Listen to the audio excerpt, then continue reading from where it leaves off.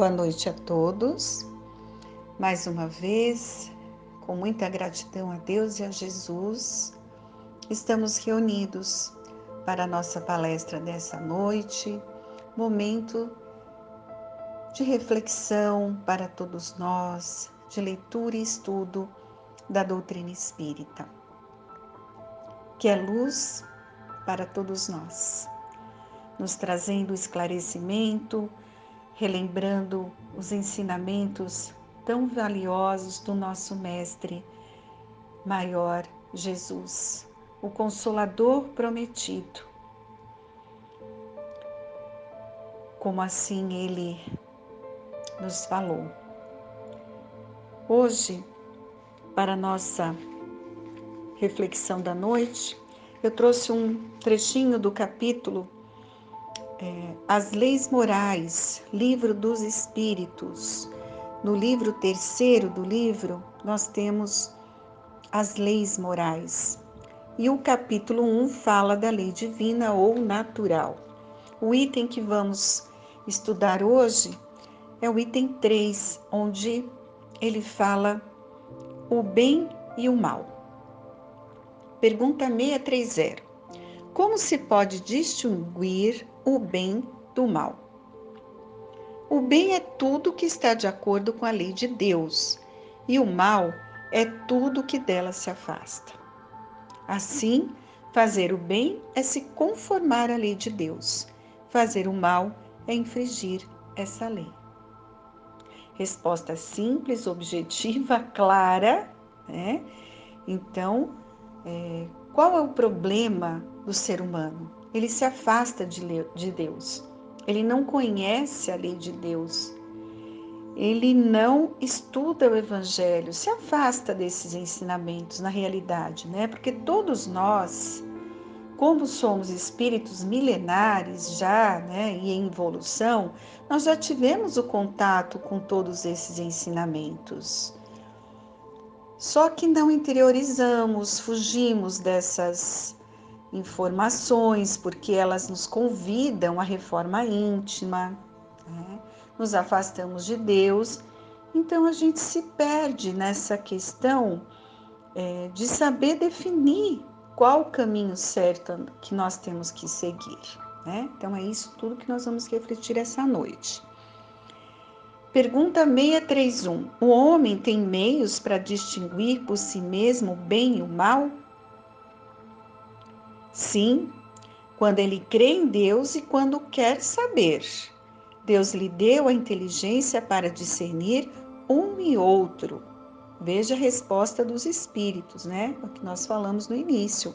Quando nós acreditamos em Deus, que Ele é nosso Pai, e queremos aprender, queremos evoluir, queremos conhecer o Evangelho, nós temos toda a condição para isso. Deus nos criou simples e ignorantes, para que a gente vá construindo a nossa evolução, adquirindo os conhecimentos, sabendo discernir o bem do mal. Todos nós temos sim condição para isso. E aí a pergunta 632. O homem que é sujeito a errar não pode enganar-se na apreciação do bem e do mal e crer que faz o bem quando em realidade está fazendo o mal? Podemos nos enganar nessa situação das escolhas, né? Achar que estamos fazendo bem, mas estamos fazendo mal? E aí ele nos lembra o ensinamento de Jesus, né? Vede o que quereríeis que vos fizessem ou não. Tudo se resume nisso. Assim não vos enganareis. Mais uma resposta objetiva e clara. É o ensinamento. Fazeis aos outros o que quereríeis que vos fizessem. Se eu estou tendo alguma atitude que eu não gostaria que fizesse para mim, eu estou errando. Simples assim, não é?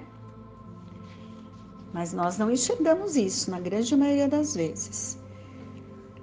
Para finalizar essa parte do capítulo, a pergunta 634. Tem muito mais perguntas, né? Só que como o nosso tempo é reduzido, 20 minutos, a gente pega os principais pontos do capítulo. Pergunta 634. Por que o mal se encontra na natureza das coisas? Falo do mal moral. Deus não poderia criar a humanidade em melhores condições? Já te dissemos, os espíritos foram criados simples e ignorantes. Deus deixa ao homem a escolha do caminho.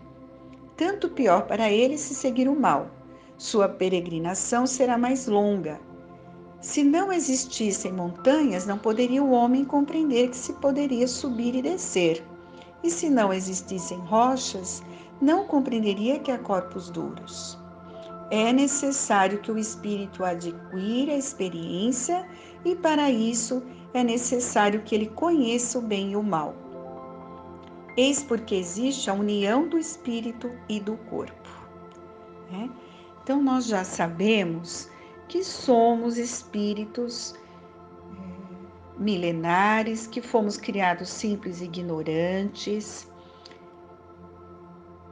As várias reencarnações vão nos trazendo as experiências e é necessário para o nosso aprendizado. Não tem como evoluir se não passar pelas provações. O ser humano, ele foi criado simples e ignorante, mas com a condição do livre-arbítrio. Então, se ele fizer escolhas boas, ele vai progredindo mais rapidamente, certo? Então é isso que nós vamos refletir. É muito importante buscar essas informações para nos fortalecer. Então, o bem é aquilo que enseja as condições ideais ao equilíbrio, à manutenção, ao aprimoramento e ao progresso de uma pessoa, de uma coletividade, né? Essa definição está em qualquer dicionário aí que você procurar. E qual a definição do mal? Mal é tudo que é prejudicial ou fere, o que concorre para o dano ou a ruína de alguém ou algo, o que é nocivo para a felicidade ou o bem-estar físico ou moral. Se nós só lêssemos aí no dicionário essas duas colocações, com a inteligência que temos, já deveríamos optar pelo bem, né? Mesmo não conhecendo o Evangelho de Jesus. Mas não é isso que acontece. Você vê, nós vivemos em uma sociedade, numa família, num grupo de trabalho, às vezes até numa instituição religiosa, e não temos uma conduta correta, seguindo o que o mestre fala, né? Não fazeis aos outros o que não quereria que vos fizessem. Então, toda vez que eu estou tendo uma atitude que está prejudicando, atrapalhando o meu próximo, interferindo ali no bem-estar físico-moral, eu estou errando. Eu estou escolhendo o mal e não o caminho do bem. Porque o bem, ele nos convida a ter atitudes de equilíbrio para com todos, né? Então vamos ver os conceitos espíritas, né? Já que estamos estudando a doutrina espírita do bem e do mal. Nós temos esses conceitos, muitas obras espíritas, e são muito claros. Para os espíritos da codificação, o bem é tudo o que é conforme a lei de Deus, e o mal é tudo o que dela se afasta. É isso que a gente tem que lembrar. Quando vai ter alguma atitude infeliz com alguém, pensa antes. Isso está de acordo com a lei de Deus? Se não está, estamos errando. Assim, fazer o bem é proceder de acordo com a lei de Deus, e fazer o mal é infringir essa lei. Por que o bem está relacionado à moral? A moral é a regra de bem proceder, né? Isso está no Livro dos Espíritos também, essa colocação, na questão 629. Então, a moral é a regra do bem proceder. isto é, de distinguir o bem do mal. Quando a gente fala que nós estamos aqui para evoluirmos moralmente, então a gente tem que estar nesse exercício de aprender o bem proceder. Nós estamos em aprendizado nesta observação do bem e do mal. E ele funda-se na observância da lei de Deus. Então, está bem claro ali no Livro dos Espíritos que o homem procede bem quando faz tudo pelo bem de todos, porque então ele está cumprindo verdadeiramente a lei de Deus. Você vê, ó, o bem de todos, não é de alguns, né? Mais uma colocação, desta vez é do Evangelho segundo o Espiritismo, capítulo 17. O bem está relacionado à virtude. A virtude, no mais alto grau, é o conjunto de todas as qualidades essenciais que constituem um homem de bem. Ser bom, caridoso, laborioso, sóbrio, modesto, são qualidades do homem virtuoso. Então veja, o bem está relacionado à virtude. E o que é ser virtuoso? É ser bom verdadeiramente, né? Ser caridoso, ser modesto. Esse é o caminho. Se agirmos assim, com certeza não vamos fazer mal a ninguém.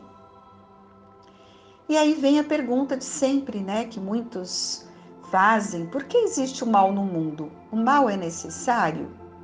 Infelizmente é. Para o nosso aprendizado como espíritos imperfeitos em evolução, como falou ali no Livro dos Espíritos, né? É necessário que haja montanhas, rochas, para a gente saber a diferença de tudo isso. Então, nós fomos criados simples, ignorantes, e Deus deixa ao homem a escolha do caminho, né? Se ele faz as escolhas erradas, o seu caminho, a sua peregrinação evolutiva será muito longa e dolorosa. Ora, se ele fizer as escolhas boas, com certeza ele vai evoluir e vai ser muito feliz mais rapidamente. E Deus, ele nos deu a inteligência para distinguir um do outro. É lembrado que nos foi dito mesmo, né? Vede o que gostarias que vos fizessem ou não fizessem. Tudo se resume a isso. Não vos enganareis. Se praticar essa colocação, esse ensinamento de Jesus, nós não vamos errar. Quando a gente fala de uma maneira ríspida com alguém, nós estamos errando, nós estamos provocando uma situação emocional ruim naquela pessoa. Nós gostamos que alguém fale assim conosco? Não gostamos. Quando nós ofendemos alguém, quando não respeitamos, independente do que a pessoa está fazendo ou falando de nós, a nossa conduta tem que ser firme, né? Então, nós não estamos agindo de acordo com a lei de Deus. Não é isso que Deus, nosso Pai, nos ensinou. Aí fica a pergunta: há quem consiga fazer o bem nesse mundo em que vivemos, né? Isso também está no Livro dos Espíritos, questão 643. Não há ninguém que não possa fazer o bem. Então, todos nós temos esse potencial divino, todos nós, se quisermos, conseguiremos sim fazer o bem, escolher o caminho do bem. Somente o egoísta nunca encontra oportunidade de praticar. Basta que se esteja em relação com outros homens para se ter ocasião de fazer o bem. E cada dia da existência oferece essa possibilidade a quem não estiver cego pelo egoísmo. Fazer o bem não consiste somente em ser caridoso, mas em ser útil na medida do possível, toda vez que o auxílio se fizer necessário. Vejam como nós temos que estudar Kardec, como é clara a resposta dos espíritos no Livro dos Espíritos, né? Então nós temos essa condição de fazer o bem em todos os momentos. Só que o egoísmo é o ponto-chave, né?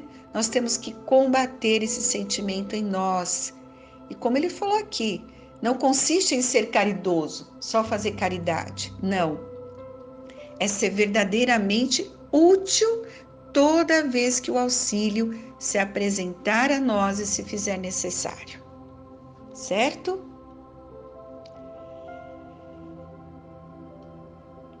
E como proceder sempre de acordo com o bem? Então vamos avaliar Deus é quem nos dá sempre a medida do que necessitamos, né? E quando ultrapassamos essa medida, somos punidos. A lei natural, ela traça para o homem o limite de suas necessidades. Quando ele ultrapassa, é punido pelo sofrimento. Se o homem sempre escutasse essa voz interior, sua consciência, né, que lhe diz basta, a voz dos nossos espíritos protetores, né, que só faltam ali nos segurar em determinado momento para que a gente não tome uma atitude infeliz, nós evitaríamos a maior parte dos males que acusamos a natureza, acusamos a Deus, né? Infelizmente são os nossos excessos. Quando comemos demais, por exemplo, isso nos faz mal, a gente sabe disso, mas a gente vai lá e faz, né? Quando desenvolvemos uma viciação, nós estamos cometendo um erro gravíssimo, destruindo o nosso corpo físico que Deus nos concedeu. E aí vão ter consequências. É a lei de causa e efeito que nós estudamos na doutrina espírita.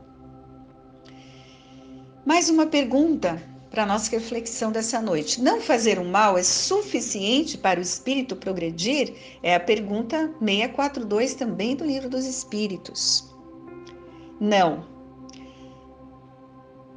É preciso que faça o bem no limite de suas forças, pois cada um responderá por todo o mal que haja resultado de não haver praticado bem. Acontece muito, né? A pessoa, eu não faço mal para ninguém e acha que tá tudo bom já está progredindo. Então aqui a resposta está bem clara, não é? Que não é só não fazer o mal, é preciso fazer o bem de acordo com a sua condição, com as suas possibilidades. E nós vamos responder sim, quando retornar de não haver praticado o bem. Não é só não fazer o mal, eu tenho que me esforçar para fazer o bem.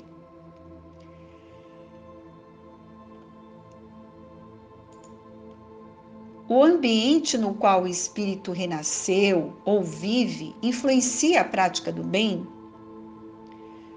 Mais uma pergunta: o ambiente de vício exerce arrastamento irresistível ao homem? Arrastamentos, sim, sempre vão acontecer. Vivemos num mundo de provas e expiações, estamos sendo testados o tempo todo.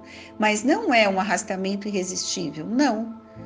Porque mesmo dentro dessa atmosfera viciosa, o homem pode encontrar grandes virtudes. São espíritos que tiveram a força de resistir e que, ao mesmo tempo, receberam a missão de exercer boa influência sobre os seus semelhantes. Então, nós renascemos para passar pelas provações, mas com toda a condição de vencer. Se isso não acontece, foi por falha nossa, falta de esforço. Vocês podem ter certeza disso. Ajuda não nos falta, toda a condição necessária, o que nos falta é boa vontade e esforço. Vamos encerrar essa reflexão com uma mensagem do livro Pão Nosso, de Emmanuel. O título é Convite ao Bem, que fecha essa reflexão da nossa noite. Em todas as épocas, o bem constitui a fonte divina, suscetível de fornecer-nos valores imortais. O convite sagrado é repetido anos a fio. Vem através dos amorosos pais humanos, dos mentores escolares, da leitura salutar, do sentimento religioso, dos amigos em comum. Entretanto, raras inteligências atingem a juventude de atenção fixa no chamamento elevado. Quase toda a gente ouve as requisições da natureza inferior, olvidando deveres preciosos. Os apelos, todavia, continuam na nossa jornada. Aqui é um livro amigo revelando a verdade em silêncio, ali é um companheiro generoso que insiste em favor das realidades luminosas da vida. Mas a rebeldia, porém, costuma rir inconscientemente, passando todavia em marcha compulsória na direção dos desencantos naturais que lhe impõem mais equilibrados pensamentos. No Evangelho de Jesus, o convite ao bem está ali. Atendendo, poderemos seguir o encontro de Deus, nosso Pai.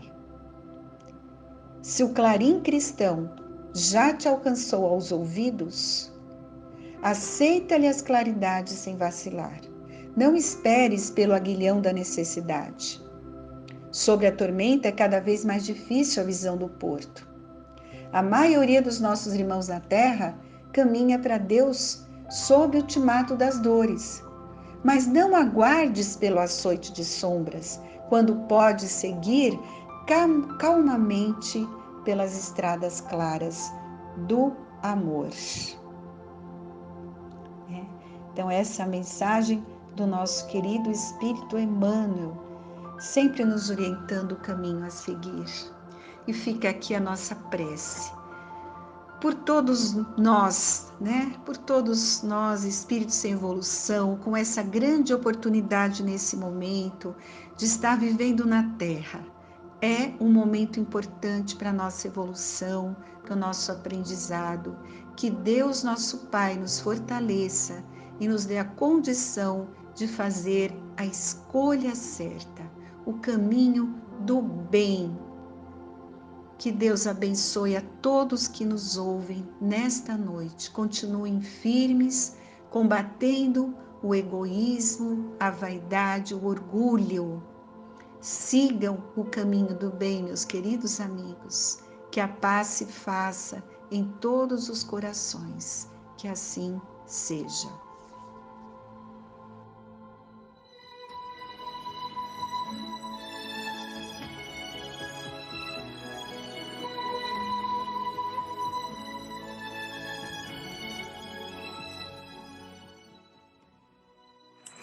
Boas tardes.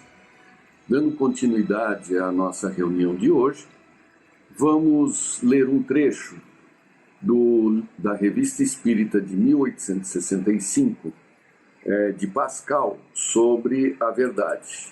Na verdade, são longos trechos em várias edições, em que essa que eu estou lendo aqui é uma síntese, para que a gente possa refletir melhor. Então vamos lá. A verdade, meu amigo, é uma dessas abstrações para as quais tende o espírito humano incessantemente, sem jamais poder atingi-la. É preciso que ele tenda para ela, pois é uma das condições do progresso. Mas sua natureza imperfeita, e é só por isso que ela é imperfeita, não poderia alcançá-la. Seguindo a direção que segue a verdade em sua marcha ascendente, o espírito humano está na rota providencial, mas não lhe é dado ver o seu fim, o seu termo.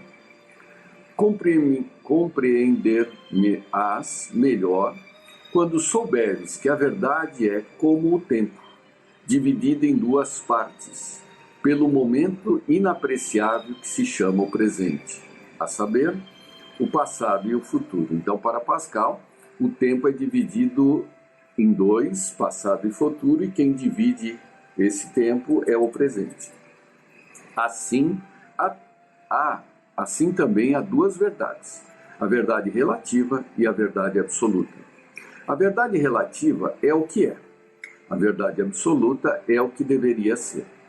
Ora, como que deveria ser sobe por graus até a perfeição absoluta, que é Deus, segue-se que, para os seres criados e seguindo a rota ascensional do progresso, só há verdades relativas. Mas por quê? Mas porque uma verdade relativa não é imutável, não é menos sagrada para o ser criado. Então, o que ele quer dizer é que, apesar de termos verdades relativas e absolutas e só nos cabe as relativas, isso não tem não é menos importante para nós, né? Apesar de serem relativas. Vossas leis, vossos costumes, vossas instituições são essencialmente perfectíveis e por isso mesmo imperfeitas. Mas suas imperfeições não vos libertam do respeito que lhe deveis. Não é permitido adiantar-se ao seu tempo e fazer leis fora das leis sociais. A humanidade é um ser coletivo que deve marchar, se não em seu conjunto, ao menos por grupos, para o progresso do futuro. Aquele que se destaca da sociedade humana para avançar como criança perdida para verdades novas, sofre sempre em vossa terra a pena devida à sua impaciência. Deixai aos iniciadores, inspirados pelo Espírito de verdade, o cuidado de proclamar as leis do futuro, submetendo-vos às do presente. Deixai a Deus, que mede vosso progresso pelos esforços que houverdes feito para vos tornardes melhores, o cuidado de escolher o momento que ele julga útil para uma nova transição. Mas não vos subtraiais nunca a uma lei, senão quando ela for derrogada. Porque o Espiritismo foi revelado entre vós. Não criais num cataclisma das instituições sociais. Até esse dia, ele realizou uma obra subterrânea e inconsciente para aqueles que eram seus instrumentos. Hoje, que ela aflora ao solo e chega à luz, a marcha do progresso não deve deixar de ter uma lenta regularidade. Desconfiai dos espíritos impacientes que vos impelem para as vias perigosas do desconhecido. A eternidade que vos é prometida deve levar-vos a ter piedade das ambições tão efêmeras da vida. Sede reservados a ponto de frequentemente suspeitardes da voz dos espíritos que se manifestam. Lembrai-vos disso. O espírito humano se move e se agita sob a influência de 3 causas que são a reflexão, a inspiração e a revelação. A reflexão é a riqueza de vossas lembranças, que agitais voluntariamente. Nela, o homem encontra o que lhe é rigorosamente útil para satisfazer as necessidades de uma posição estacionária. A inspiração é a influência dos espíritos extraterrenos, que se mistura mais ou menos às vossas próprias reflexões para vos impelir ao progresso, e a ingerência do melhor na insuficiência da passagem. É uma força nova, que se junta a uma força adquirida, para vos levar mais longe que o presente. É a prova irrefutável de uma causa oculta que vos impele para a frente, e sem a qual ficareis estacionários, porque é regra física e moral que o efeito não poderia ser maior que a sua causa. E quando isso acontece, como no progresso social, é que uma causa ignorada, não percebida, juntou-se à causa primeira do vosso impulso. A revelação é a mais elevada das forças que agitam o espírito humano, porque ela vem de Deus e só se manifesta por sua vontade expressa. Ela é rara, por vezes mesmo inapreciável, algumas vezes evidente para aquele que a experimenta, a ponto de sentir-vos involuntariamente tomado de santo respeito. Repito que ela é rara e ordinariamente dada como uma recompensa à fé sincera, ao coração devotado, mas não tomeis como revelação tudo quanto vos pode ser dado como tal. O homem exibe a amizade dos grandes, ele exibe a amizade dos grandes. Os espíritos exibem uma permissão especial de Deus, a qual muitas vezes lhe falta. Algumas vezes, eles fazem promessas que Deus não ratifica, porque ele sabe o que é e o que não é preciso. Eis, meu amigo, tudo quanto te posso dizer sobre a verdade. Humilha-te ante o grande ser, pelo qual tudo vive e se move na infinidade de mundos que seu poder rege. Pensa que, se nele se acha toda a sabedoria, toda a justiça e todo o poder, nele também se acha toda a verdade. Muito bem, interessantíssima essa colocação, né? Por quê? Porque em todos os pensamentos, em todas as escolas filosóficas, um dos objetos de busca para cada pensador, para cada filósofo, para cada corrente de pensamento, é justamente a verdade. Então, cada filosofia, né, poderíamos dizer, cada ética de algum filósofo apresenta a sua versão sobre a verdade. E curioso que ninguém define a verdade exatamente, mas sim é um objeto de busca, exceto o próprio Cristo, que em João 14,6 colocou expressamente: eu sou o caminho, eu sou o caminho, a verdade e a vida. Ninguém vem ao Pai senão por mim. Então, Jesus ele foi muito claro sobre a própria definição da verdade, né? O caminho da verdade. Eu sou a verdade, né? Quer dizer, o cristianismo é a verdade, a moral cristã, que é a moral divina, é a verdade. E o Consolador prometido, que é o Espiritismo, né, se apresenta através do quê? Do Espírito da verdade, o Espírito de verdade, a preposição aí, né, cada um adota como, né? O Espírito verdade, alguns até tratam como Espírito verdade. Então, basicamente, o que Pascal coloca? Que nós temos verdades que podemos entender, né, que são essas verdades relativas, né? E existe a verdade absoluta, aquele modelo, aquele gabarito, aquele padrão. A verdade ela tem algumas características importantíssimas. Primeiro que não convém que a gente adote um discurso de que cada um tem a sua verdade. Não. Cada um tem a sua interpretação da verdade, ainda que relativa. Porque a verdade é universal, atemporal, ela não é individual, né? E aqui eu vou destacar um trecho do livro Introdução à Filosofia de Herculano Pires, em que ele coloca claramente: a verdade não pertence a ninguém em particular, a nenhum profeta, messias ou vidente. É um patrimônio comum ao alcance de todos os que se esforçam para descobri-la. A revelação é coletiva. Em outro parágrafo, né, nenhum indivíduo transformado em representação coletiva e nenhum colégio de iluminados, por sabedoria infusa, pode decretar a verdade. Então, o que significa isso, né? Que a verdade é divina, a verdade é de Deus, né? O que temos são interpretações sobre as verdades relativas que nos cabem de acordo com o nosso grau de consciência, né?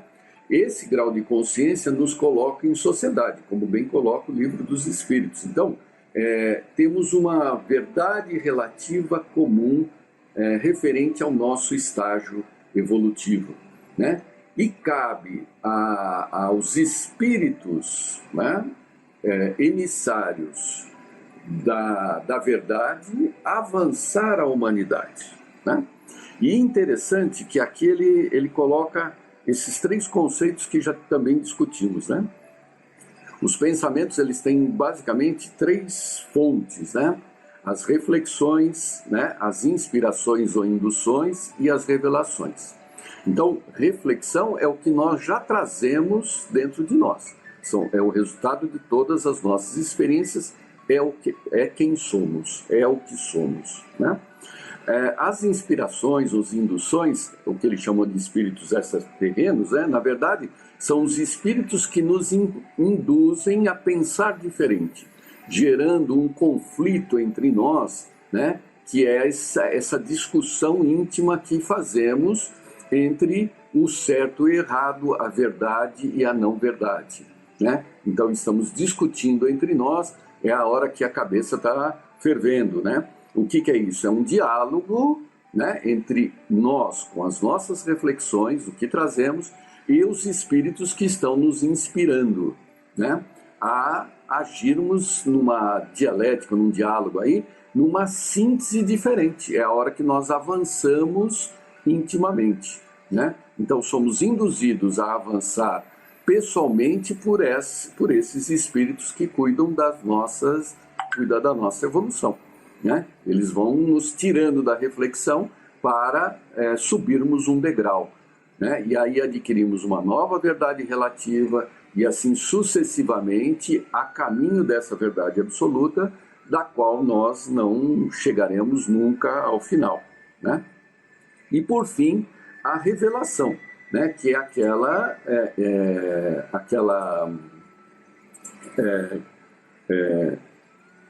ligação direta com Deus, em que ele revela os seus pensamentos direto ao ser criado, né? Pascal, particularmente, passou por isso. Pascal era um matemático, era genial, já adolescente já fez trabalhos em física, em matemática, e depois de passar por um transe, né, uma revelação, ele se dedicou ao estudo da religião, do catolicismo, né, e a filosofia. E, obviamente, acabou trazendo, já como encarnado, uma série de informações, né, a respeito de fé, né, aquilo que a gente já comentou para Pascal, né, a gente atinge a fé através do coração, né? Nós falamos com Deus através do coração. Não é a razão quem fala com Deus, é o coração.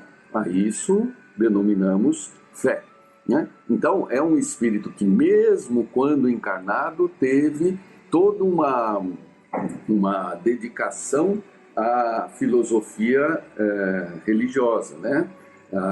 Não como católico necessariamente, mas diretamente com Deus. E isso demonstrou a sua participação expressiva na Revista Espírita, né? Em que ele tem vários capítulos aí discutindo sobre esse termo. O que também nos coloca, né, que não devemos acompanhar, seguir, acreditar, né, em tudo que nos passa, né? Nós temos que ter uma régua, né, um cânone, né, uma régua para medir o que nos vem. Acontece que nós não dispomos de ferramentas dessas réguas para avaliar se é certo, se é errado, se é assim, se é assado, né? Então, o que nós nos reportamos? A mantermos e alimentarmos a nossa fé, a busca na verdade absoluta, né? Através direto com Deus, através do nosso diálogo com Ele. E o diálogo com Deus, como Jesus nos ensinou, é através da prece, né? Através da elevação dos pensamentos. Prece não é só Pai Nosso, é qualquer momento em que você leva o pensamento a Deus, dirige a Ele os seus pensamentos e pratica aquilo que Ele espera de você. Tudo bem? Então, o tema não é simples, eu juntei aí, surgirão várias dúvidas que nós podemos rediscutir posteriormente, na medida que haja o tempo aí disponível, como está existindo, né?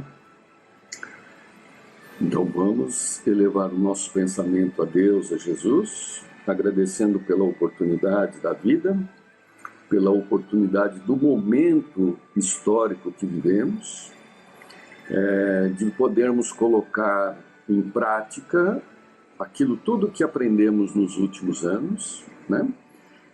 De uma forma bem direta e segura, em todos os que nos rodeiam, da família até o próximo na calçada, ou em outro país, ou em outras circunstâncias, quer seja através das nossas mãos, quer seja através dos nossos pensamentos.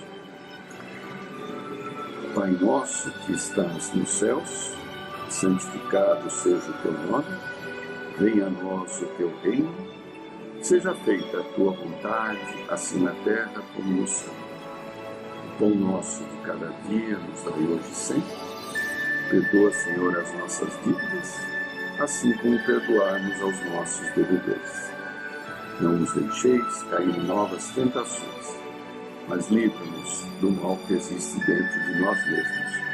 Porque o teu reino, o poder, a glória, a justiça, a esperança e o amor para todo sempre. Que assim seja. Boa semana a todos. Até a próxima oportunidade.